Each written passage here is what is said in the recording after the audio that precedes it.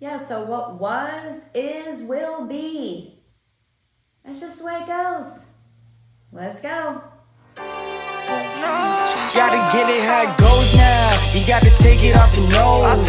It's off the nose. Gotta get back in control now. Let's stop believing in ourselves. It's off the nose.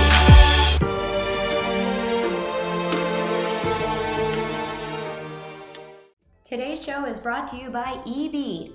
Ever wondered what it feels like to be in Sofia Vergara's panties? I have. Well, now you can know and you can join the subscription panty service founded by Sofia.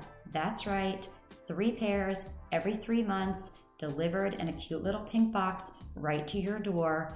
Go to geteb.com/offthenose and guess what? She'll give you a free pair. Grasshopper. Funny name, but a cool concept. Ever had days where you wished you felt a little bigger? Well, with your small business, or if you're an independent artist, I can help you with that. At least Grasshopper can help you with that, because why put your personal number out there as your contact? That's right, it's time to step it up, people. Time to look like a pro. They'll give you a business number, they'll give you a virtual assistant. It's all tidy in this cute little app. It's super easy to use. Go to trygrasshopper.com/offthenose and get $75 off your first year. Hop on over. ExpressVPN, crazy fast internet without the snooping. That's right. They are watching what you do and where you go, but not with ExpressVPN. $8 a month, all devices, everything you do is anonymous once you sign up. Go to expressvpn.com/offthenose and get 3 free months with an annual plan. Screw them, they will never know where you go or what you do again. You know, I have been pretty pissed off this week hearing all the news. It's not all good. It's not happening in maybe the healthiest of ways all the time. And all of the defacement going on of our monuments and a lot of history being threatened and you know, some discussions, some of it is happening in a healthy way. A lot of it is happening in a violent, protesting, way, unlawful, if you will, way. And it's pissed me off. And not just the defacement and the looting and things like that. That's really not it, if I'm being honest. I feel like my foundation and my history is being threatened, and I'm like, wait a minute, this is like, this is our world, and this, you can't change history. It is what it is. And so, as I pride myself on, I am a researcher and a news junkie, and I really want to learn. So despite what my kids might say. So I researched and I've really tried to, I meditated. I really tried to put myself in the shoes of someone who, of color, whether it be a Native American or a Black American, even as a woman, right? Because lots of discrimination for years towards women and still exist in many parts of the world. And so I really reflected and said, okay, street names and school names and walking up to a courthouse with a monument of something that is negative towards your being. Try to imagine what that feels like. Because like I said, at first, hearing of all of this stuff, I was like, what the WTF is what I said. And I said it. This is crazy. yes, parts of history are wrong, but you just can't go erase it and change it. And so I really reflected and tried to, put myself there. And when I did that, as well as a lot of the research I did, I became a little more enlightened. And there's certain parts of it I still disagree with. Obviously, I don't think you should go spray paint a national monument, whether it's against the law or not. I think there's a process to that. I also understand that there have been a lot of efforts to get attention, to get monuments changed or removed, and those voices haven't been heard. So I get the frustration. In the end, defacing monuments is never the right way to go. But I understand more now the conversation around it.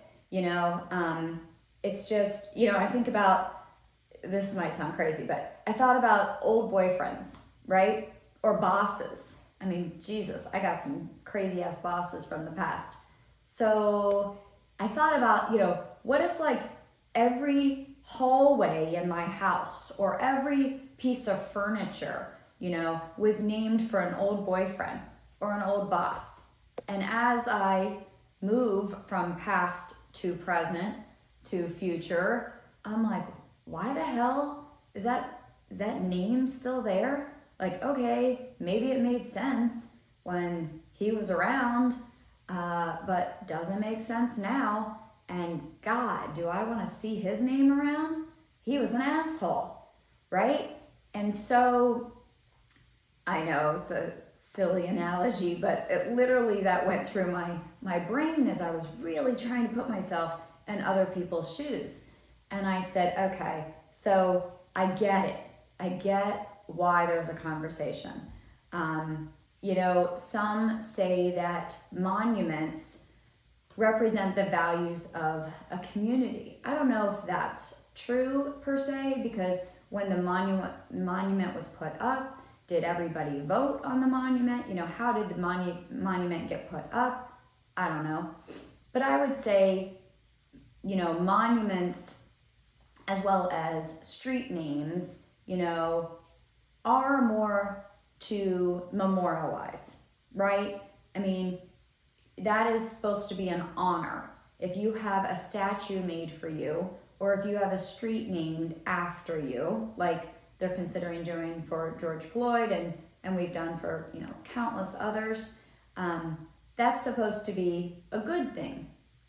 When you see that street name or that monument, you're supposed to remember that time in our history, I suppose, as a good thing, or why would we have memorialized it in the first place? So, it's like memorializing not to forget a milestone in our history, or do we memorialize to celebrate those milestones? And I think that's what a lot of the conversation or struggle is today, because I see both sides. I see this desire from non-racist people who want to hold on to history, right or wrong, because it's what we learned, it's what we grew up with, and yes, we can be enlightened about it, but we don't want it to necessarily go away or be changed completely, right? Because it feels like a piece of us will be gone. And then the other side, that perhaps, and I don't think everybody who wants all of these things changed or monuments removed actually feel this way. I think that there's politics behind a lot of this. But the people who really feel like, when I see this name or when I see this monument, it makes me sad. I don't want to remember that time in history. So I see both sides. I think that our past, we aren't in our present without our past, and we can't go into the future without our present. So, to me, the better thing to do is not to remove the monuments, but to add to the monuments. I don't want to forget, okay? Celebrate, I don't think we need to use the word celebrate. I don't know ever when I have celebrated around a monument. So I think that that's kind of a silly argument. It's a memorial.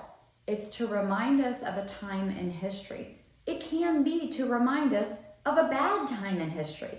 That's okay. We should be reminded that slavery was wrong. We should be reminded of these things, that Columbus didn't actually discover America and was brutal. We should be reminded of these things. So I am in favor of doing something in addition to the monument. You know, I know that there's a monument of Columbus. I believe it's in New York City, where they went and protesters of some sort painted his hands red. I actually think maybe that should stay and be voted in an appropriate way that stays. Or, you know, maybe you add something else. You add a plaque next to these statues that says 2020. Here's what we know now. And with the information we know now, here's what we think about this. Let kids come up, and adults, of course, and understand why this one's here. And then also say, oh, okay, we got more information. We learned, we evolved, and now we want to make this statement. I mean, that's awesome. And you know what? What we know today isn't going to be everything that we know in the future. We're going to know more in the future, and the things we do today, we're going to have to go back and deal with. So I think we need to give ourselves a break. And, you know, in history, there are good and bad things that happen, but you can't erase it. You know, I really want to forget about most of the people that I chose to date. No, just kidding. I like most of them, but there's a few I'd like to forget about. But every single person I learned or took something from. I mean, not literally like stole from, but took something from up here, right? Every boss, every job experience. I had some really, really negative, bad experiences in my career as a woman. I'll let you piece those things together, right? But despite that, I took something from every job. Every single step got me here to where I am today. And without it, I wouldn't be who I am, and I wouldn't be able to move into the future. So I am a big believer that you can't go back, and that you shouldn't.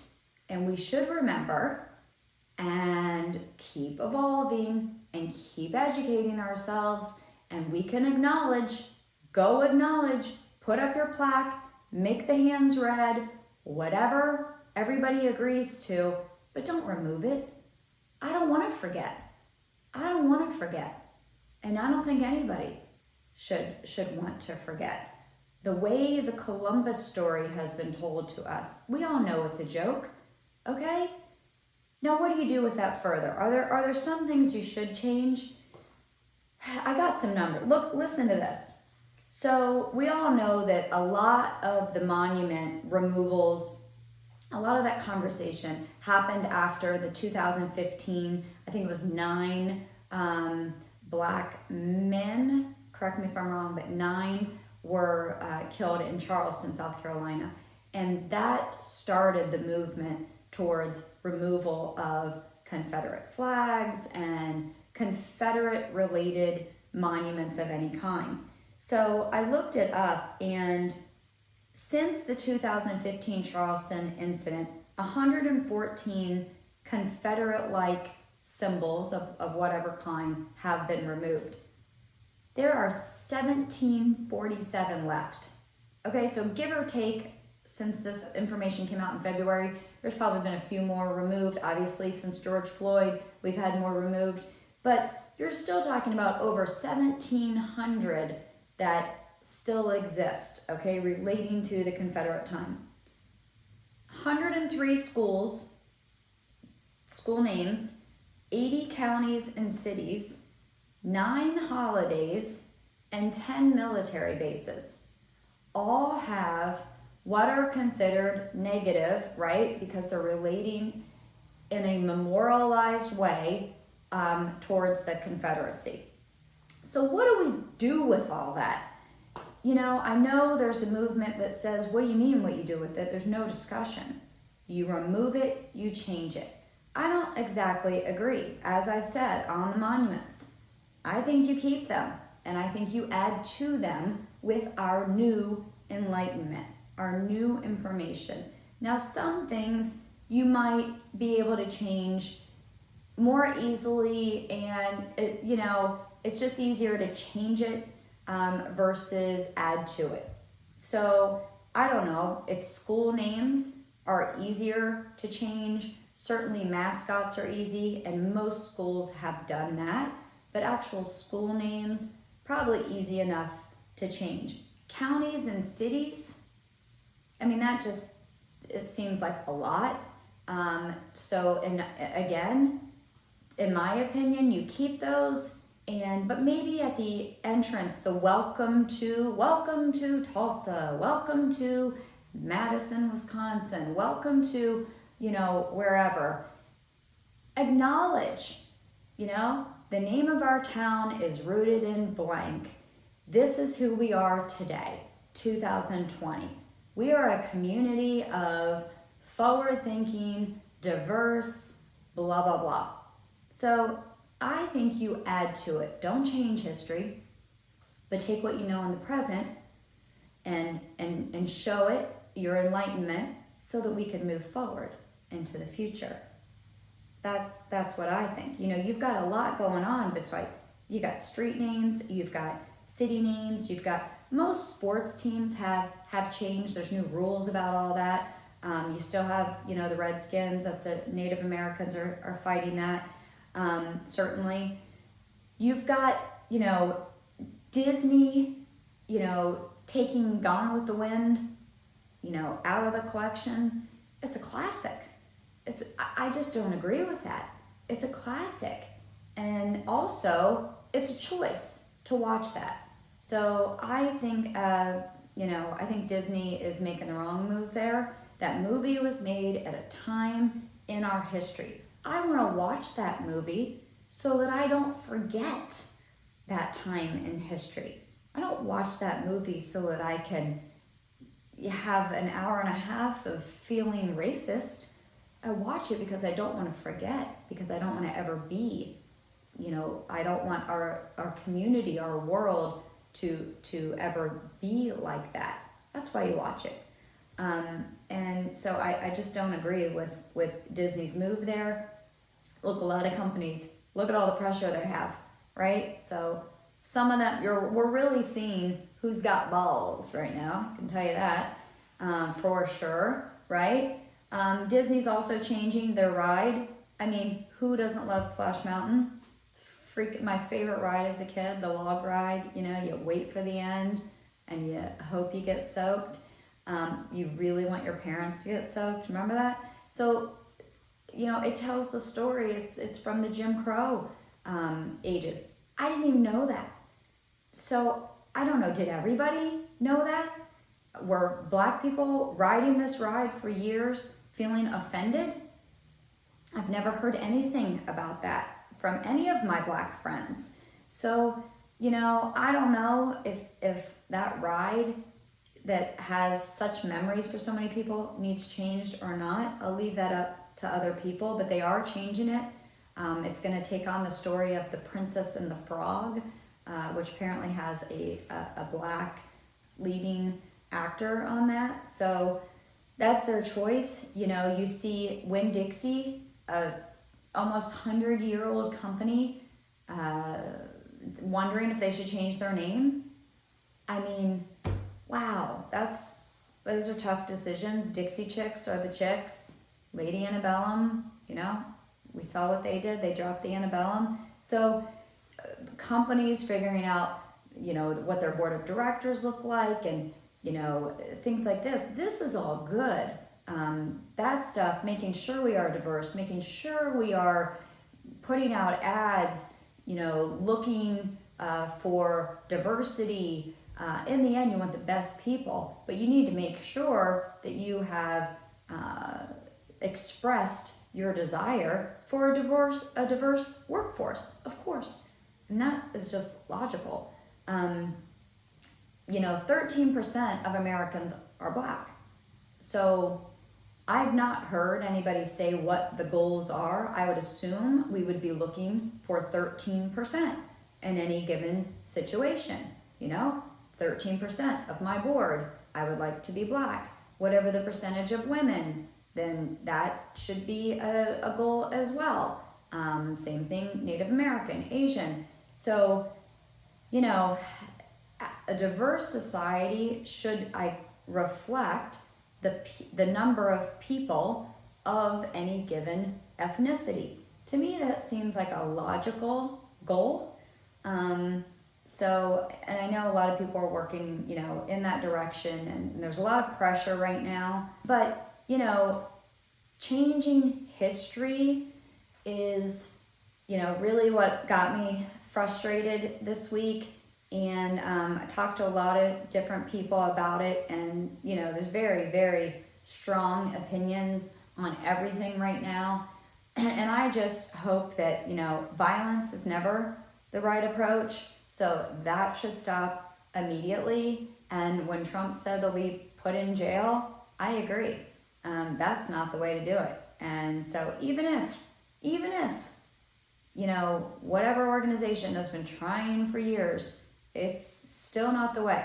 That's not America, and that's not how we proceed. So your ass will go to jail if that's what you think is the next step. This feeling that our foundation is being uprooted is real, and I think Blacks need to understand that, as well as whites and Native Americans, and everybody understanding the perspective.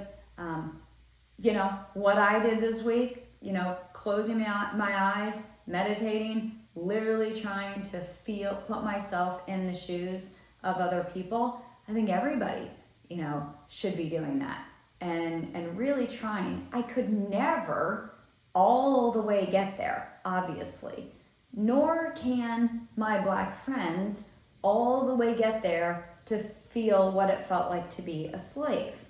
So let's be real, everybody, okay? Slavery was a long time ago, and so it's hard for everybody to put themselves there. But that's where it starts. It starts by having empathy for how everybody else is looking at something. And then you say, okay, what's realistic? Well, wiping out our history, wiping out the foundations of what makes up our Constitution and who we are as America is not the right way.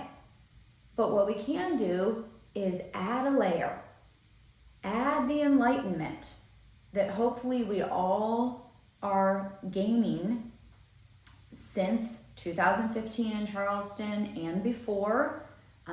If not, hopefully 2015 got you starting to think about your world and the world you live in. And then certainly George Floyd has really woken a few people the heck up, right? And so that's just where it starts. Our past is our past. We gotta walk through that. We gotta walk through that valley to get to the peak, right? You gotta date some dumb motherfuckers to get to the prince. I mean, it's just the way it works. We're gonna do dumb shit. We're gonna do dumb shit right now that will be marked in history, okay? That historians are writing about. We are going to do dumb shit. And then in the future, we're gonna look back. And what are we gonna do with it? Are we going to erase it? Are we going to change it? Or are we going to take that enlightenment that we have at that point in time and acknowledge the past, acknowledge the new information so that we can move forward in peace, right? We evolve. It's all a blur. The past to the present to the future. So I hope for peace. I hope for more conversation. I hope for more enlightenment for myself and for all of my listeners and my friends and the people I don't even know yet and can't wait to meet. But without acknowledgement of the past, we can't move forward in an honest way. So peace to everybody. Let's have more conversation. May you all be enlightened. May you all have a better week than I had this week. And I think that we can move forward if we acknowledge the past and acknowledge the present and continue to be enlightened. Until next time. Better change up your perspective. It's something new.